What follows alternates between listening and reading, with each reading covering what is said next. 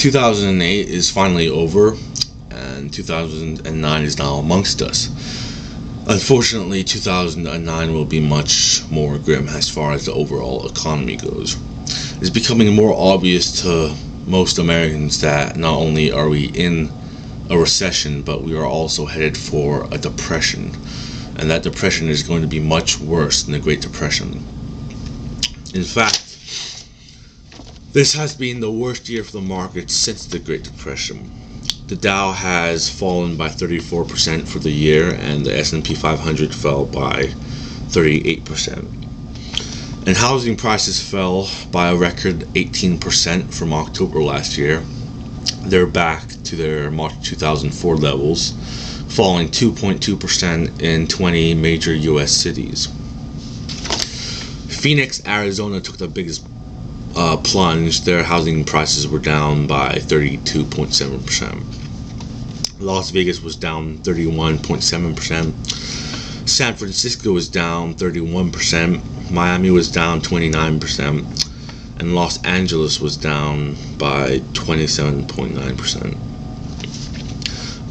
The California housing market was what, it completely drove their economy, and they're getting hit pretty hard out there. But we're going to see more mortgage defaults, and because unemployment is rising, obviously, and more people are being laid off, they're not going to be able to make their mortgage payments. And last year, the headlines were the subprime mortgage crisis.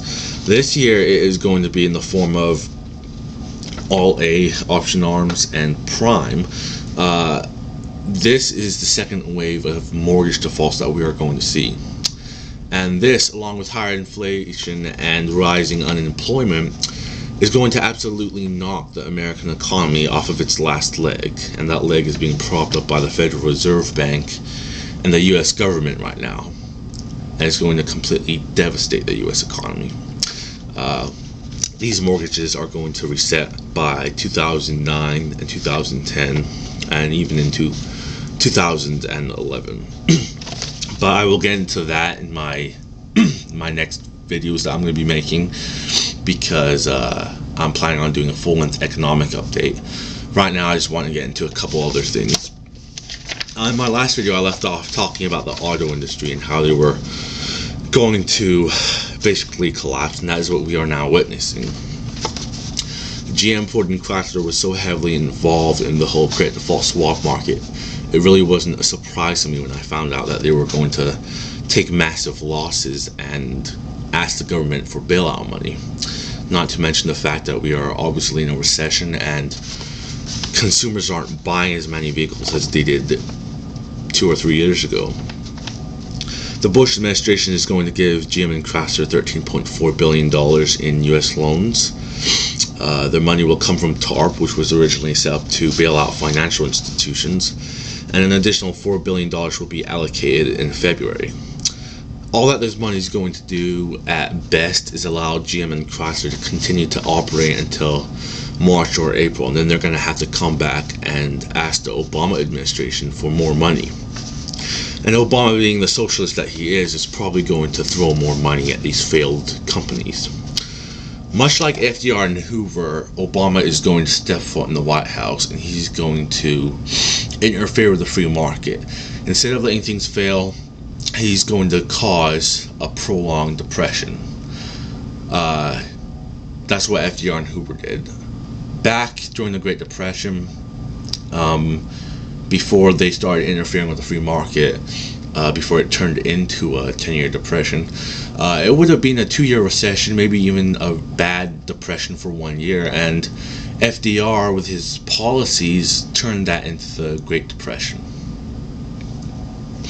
Unfortunately, Obama will come along with his New Deal, and like Peter Schiff said, we won't be able to afford the New Deal, let alone FDR's New Deal. But what I found funny was the fact that under the terms of the plan, companies have to demonstrate financial viability by March 31st, or else the loans will be called. I don't know what these politicians are smoking, but I want some of whatever they're smoking.